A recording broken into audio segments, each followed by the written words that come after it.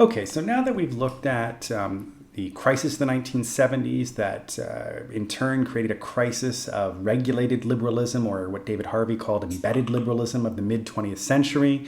Again, those three phases are classical liberalism from about 1675 to 1900, that regulatory liberalism or embedded liberalism of regulating capitalism with a strong state from about 1900 to 1975, and that crisis of the 70s, which created a crisis of regulatory liberalism, or of Keynesian liberalism, if you want to put it that way, if we think of John Maynard Keynes, allowed room for this new ideology of political economic governance to emerge and rise to prominence, especially in the 1980s under Ronald Reagan and Margaret Thatcher, called neoliberalism. So what I'm going to do is just give you some background on where neoliberalism comes from. It's actually a lot older than the 1970s. So the idea of what neoliberalism is, as I said, much older than the 70s and 80s. It emerged from a small group of advocates, mainly academic economists, historians, and philosophers, who had gathered around Austrian political philosopher Friedrich von Hayek to create the Mount Pelerin Society. Some notable members were Milton Friedman, who was sort of most associated with that ideology in the United States. Why was it called the Mount Pelerin Society? Well, it was called that because it was named after the Swiss spa where all these guys met in 1947. Now, the group depicted themselves as liberals in the traditional European sense because of their commitment to individual freedom, their focus on basically nothing but freedom. And it's the focus on the freedom to act rather than sort of this idea of the freedom from things. They adhered to these kind of the neoliberal label signaled their adherence to those free market principles of neoclassical economists that emerged in the second half of the 19th century. They really admired that late 19th century laissez-faire form of capitalism, that first phase of liberalism. And in many ways, they identified themselves with that. As we'll see, as I said earlier, it's not just a return to classical liberalism. There are elements of what you could define as classical liberalism in neoliberalism, but neoliberalism really is distinct from that period of classical liberalism. And part of it, as we'll see later, is the role of the state. So, for example, one of the things that Hayek really admired in this group of people that gathered around him at the Mount Pelerin Society was this idea of Smith's invisible hand, right? So neoliberal doctrine was therefore hostile to the kind of state interventions espoused by John Maynard Keynes, put into practice by Franklin Roosevelt, or the rise of the British welfare state after the Second World War. And this happened in nearly every post-war economy, right? It was this emerging, as I said earlier, embedded liberalism. Now, what you have to understand about neoliberalism is the context under which it emerged, right? Think about what the world was like in 1947. The world had just gone through a Great Depression when capitalism was struggling, and in many countries they turned to the extreme right or the extreme left, with extreme left and Soviet communism, extreme right with fascist Italy and Nazi Germany or the Japanese militarists. Roosevelt's New Deal was the liberal democratic alternative, but it was still predicated on a massive expansion of state power. Right? This emerging neoliberalism was a kind of reaction to that. Again, the key text of von Hayek that neoliberalism and libertarians often referred to is called The Road to Serfdom, in which Hayek is concerned about the newly expansive state power. He's concerned that this growing power will erode individual liberty, and that if the state became too powerful, people would become serfs again, hence The Road to Serfdom. And a lot of this is about the distribution of power in society, right? They live in a society with expanding state power. And again, part of the time, because now in our time, after 40 years of neoliberalism, we're more concerned with the opposite. The neoliberal turn, as we'll see in a minute, in many ways was too successful. Instead of expanding state power, our time is more concerned about expanding corporate power. One thing that is interesting about both the left and the right is that they both have their blind spots. For example, the left is usually more trusting of state or government power, whereas the right is usually more skeptical of state power, but more trusting of private and corporate power. And again, as we've seen in the last 40 years, corporate power is also a big problem. Now, this group of thinkers knew that it would be decades, perhaps a generation, before their ideas would become popular and ideally mainstream. So indeed, throughout the 1940s and the 1950s and even in the early 60s, you can see why the New Deal embedded liberalism was working. Massive economic expansion, people were becoming wealthier with each passing year. When something is working or appears to be working and it serves everyone, society doesn't necessarily say, well, it's time for something new. And this is something that Friedrich von Hayek and Milton Friedman and his followers were concerned with.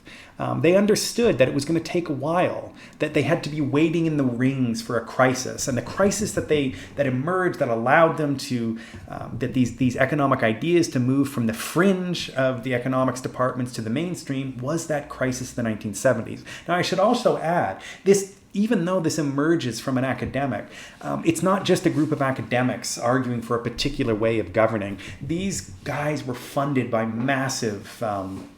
there was massive funding from wealthier people, corporations, think tanks were established to justify this new system of neoliberalism, or what would eventually be called neoliberalism under Hayek. So it wasn't like a group of ragtag academics who were just waiting in the wings. Like, yes, they were waiting in the wings, but they were very well financed by wealthy individuals who wanted to shake off the yoke of this kind of state encroachment in the economy.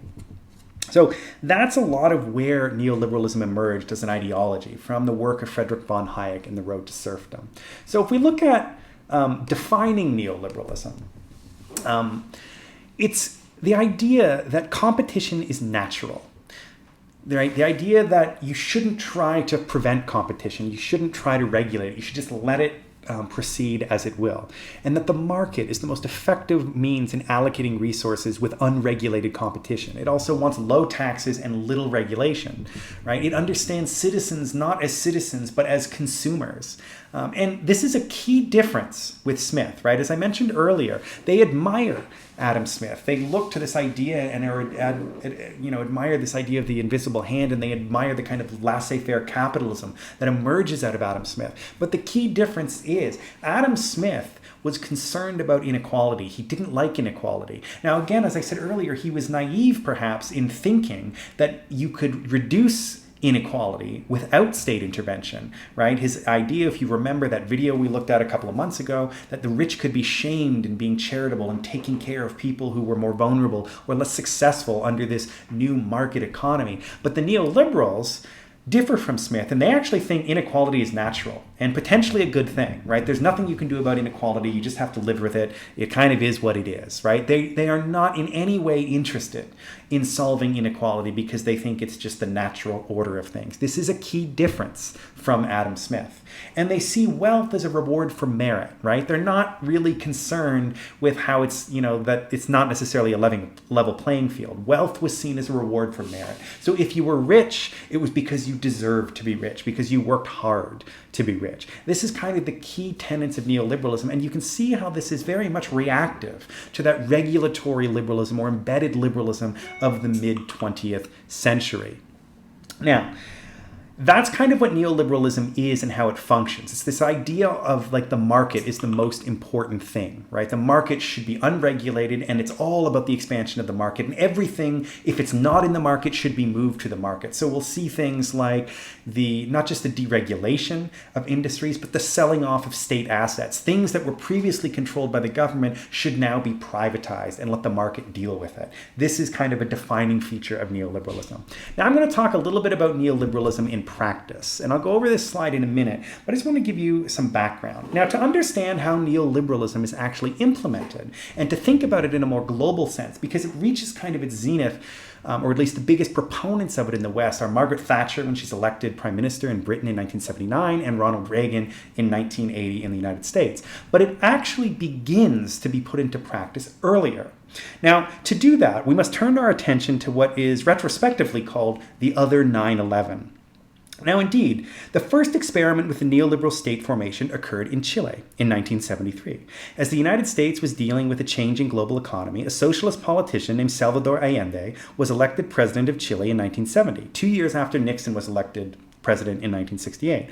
Allende was the first democratically elected socialist leader in the Americas. Now, given Richard Nixon's record as being tough on communism, you can imagine how he responded. And remember, Nixon narrowly lost the election of 1960, partly because Kennedy had successfully taken the Eisenhower administration to task for allowing a communist revolution in Cuba at 90 miles from the United States. So Nixon, of course, was not going to allow what he viewed as a communist country to come to power in the Americas on his watch. In reality, Allende was not a communist, and he was not in any way associated with the Soviet Union. He was a socialist, more like a European-style socialist than Soviet communist. So on September 11th, 1973, domestic Chilean business elites backed a coup against the democratically elected Allende. The coup was backed by U.S. corporations with interest in the region, as well as the CIA and Secretary of State Henry Kissinger. Now, on the one hand, this is not that surprising. The U.S. backs coups all the time. We saw it in Iran in 1953, Guatemala in 1955, and even agreeing to the murder of Diem in Vietnam in 1960. But the big difference was, one, okay, he was democratically elected, right?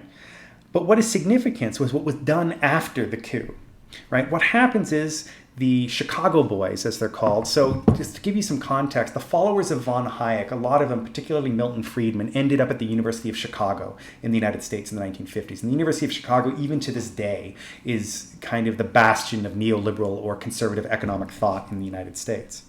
So when Augusto Pinochet came to power after overthrowing Allende. So when they overthrew Salvador Allende, they put Augusto Pinochet into power. He brought into his government a number of economists from the Catholic University of Santiago, most of whom were trained at the University of Chicago by members of the Mount Pelerin Society, such as Milton Friedman.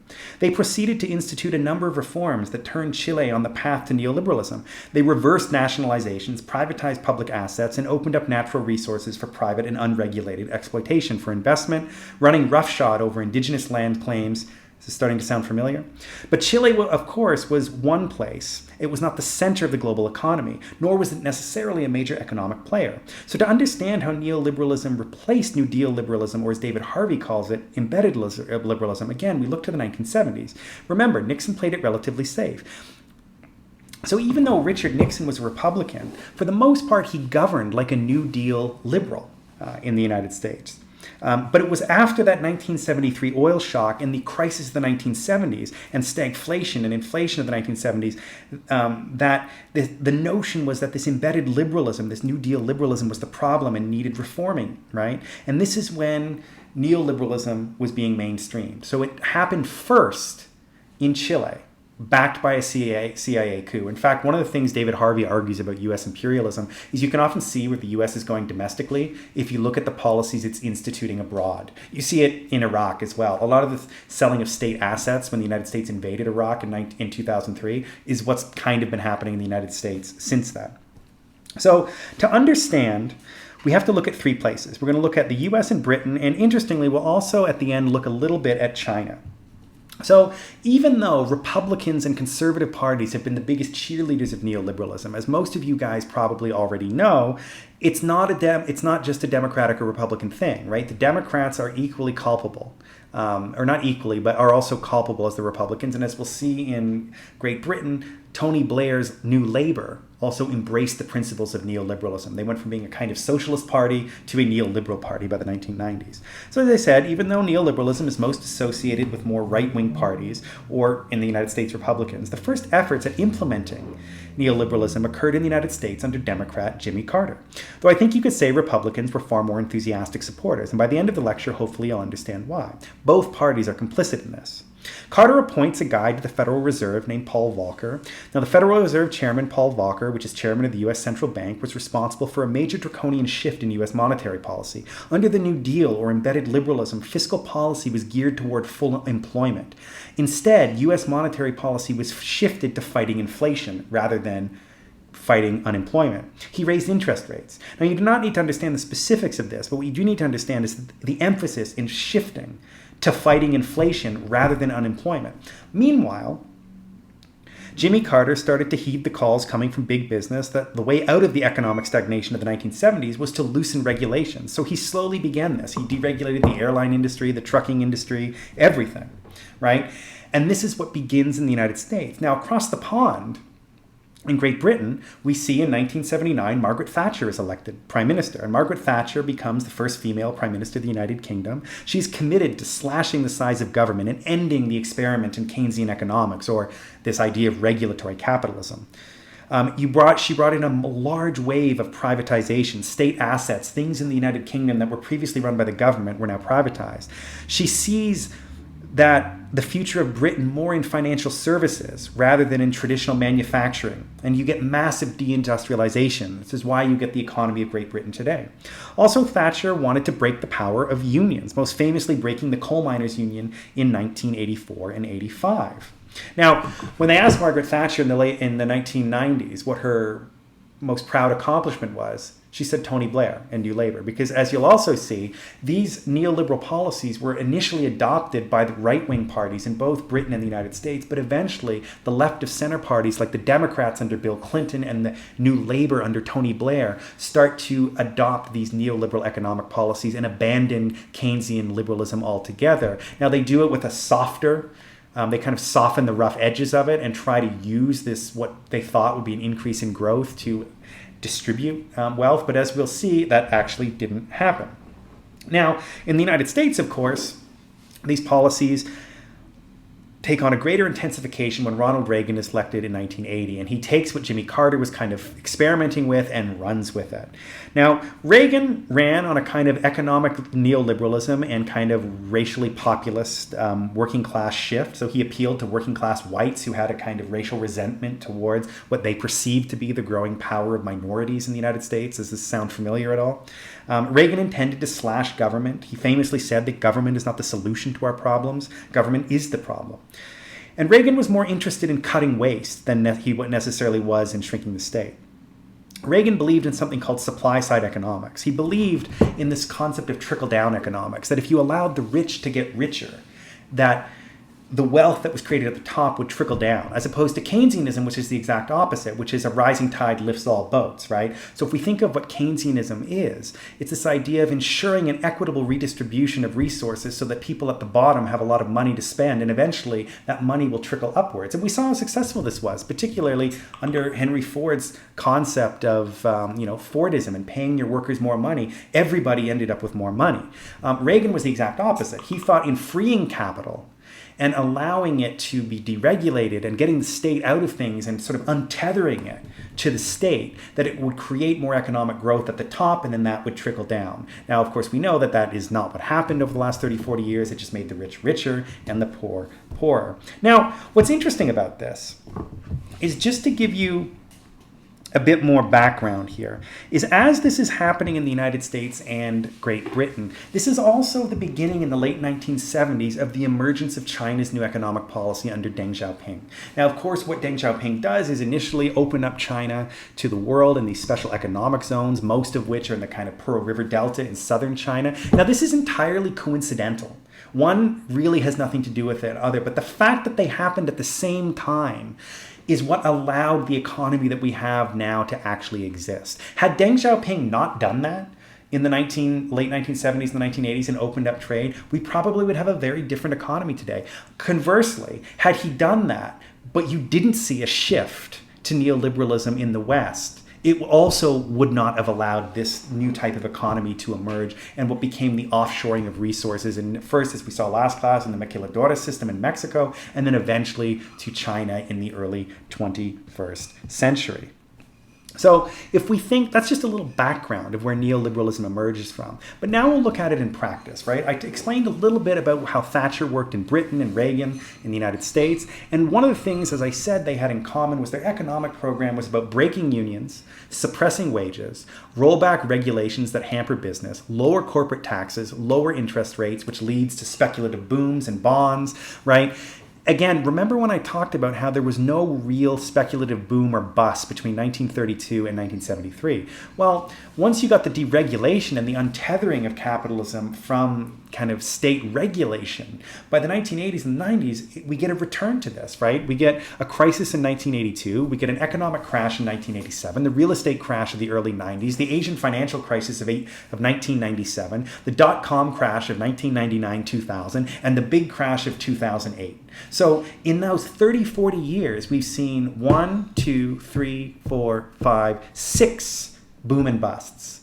This is the problem of neoliberalism is it creates this kind of more freewheeling, untethered capitalism, which is very volatile and operates in that catastrophic up and down of the free market. Now, the thing is, the neoliberals, people like Hayek and Milton Friedman, they don't see that as a problem. They see that as a good thing. Because if you know what you're doing in a financial crisis, you can make money. The problem is the average person in the world, in the United States, doesn't own stock, which is why what the stock market does and the way the greater economy functions are often two very different things. The stock market can be going really high, like it was before the pandemic, but those gains are not necessarily translated into your everyday average person. Right? So if we continue with neoliberalism in practice, the other things it does is it essentially dismantles the welfare state, right? It's the shrinking of the welfare state, the reduction of benefits, the elimination of social programs, the privatization, as I said, of public services and state assets. In some cases, it's universities, right? That's part of the reason tuition has gone up in the last 30, 40 years, but especially in the United States. There actually wasn't tuition to go to British universities if you were British in the 1980s. Tuition is introduced in the 1990s under Tony Blair, who again, the Labour Party started out as a socialist party, but by the 1990s has fully embraced neoliberalism, just as Bill Clinton's Democrats did in the 1990s as well. Now, for foreign policy, what you're seeing is the internationalization of capital, free trade for the global south, austerity budgets, foreign direct investments. And a lot of the things that happen is through things like the International Monetary Fund and the World Bank, this new system is exported to the rest of the world. If you wanted a loan from the World Bank or stabilization from the International Monetary Fund, you had to reorganize your state system into a neoliberal state economy. So it meant austerity, and it meant doing all of these things here that had been done in Britain, the United States, to a lesser extent in places like Canada and continental Europe, but especially in the Anglo-descended countries, England, Canada, the United States, and Australia. And again, because China is reducing state intervention in the economy at the same time. You're not getting neoliberalism in China, but a move away from communism to what could be called now authoritarian state-backed capitalism has allowed this new global economy to emerge where things can be offshored, where you get that global production line, and the entire production process is now globalized, like we talked about a little bit.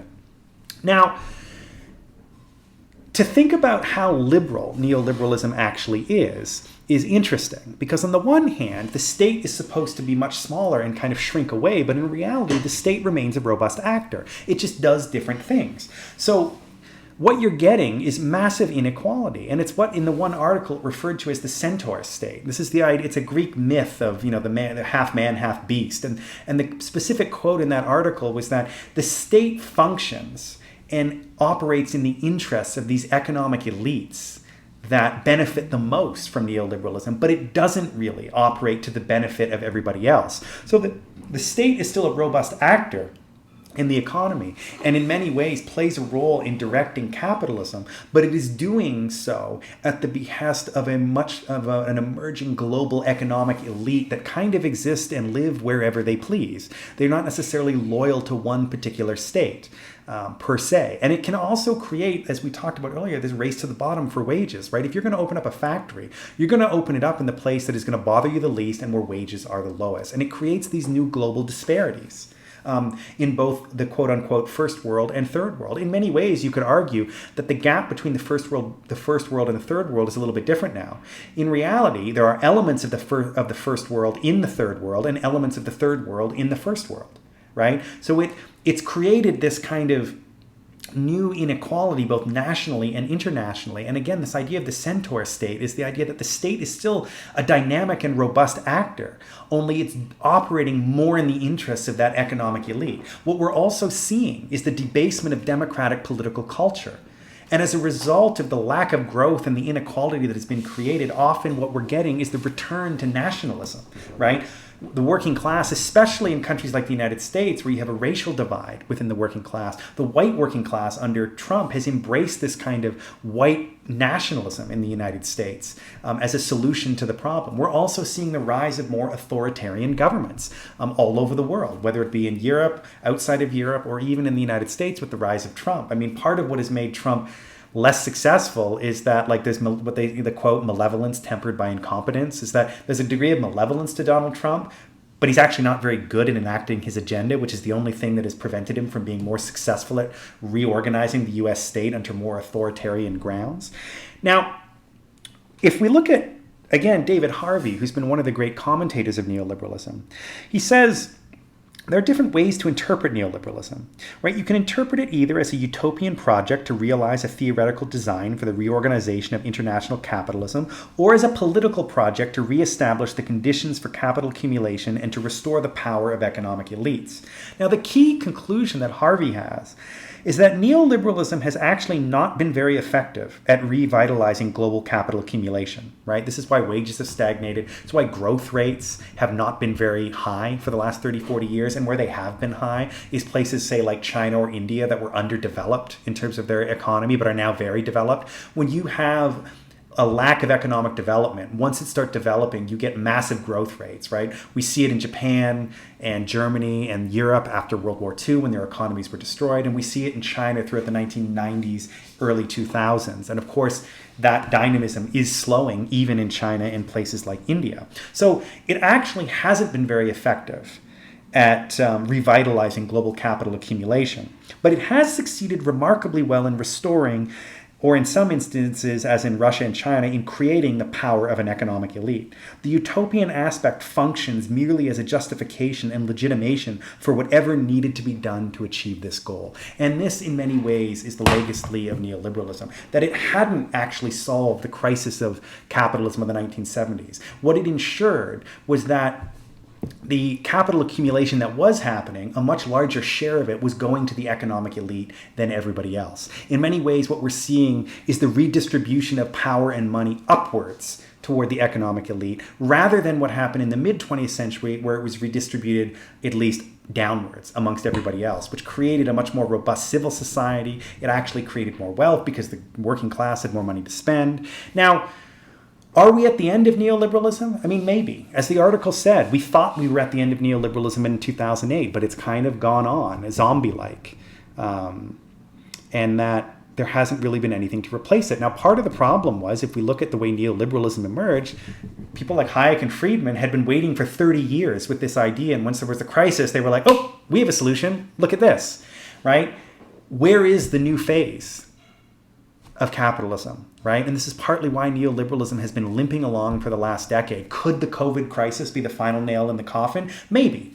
I mean, we are seeing a massive expansion of state power because the problems associated with the pandemic cannot be solved by neoliberal economics, certainly not be solved by the private sector. It needs global collective action. It needs the organization and the resources of the state on the scale of probably the Second World War.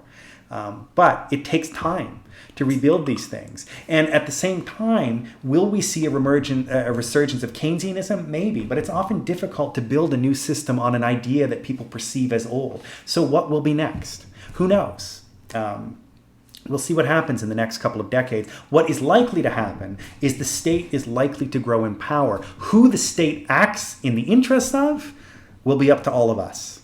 Anyway, I'll leave it at that, and then I'll create a final video that just goes over how the exam will work and do a bit of review.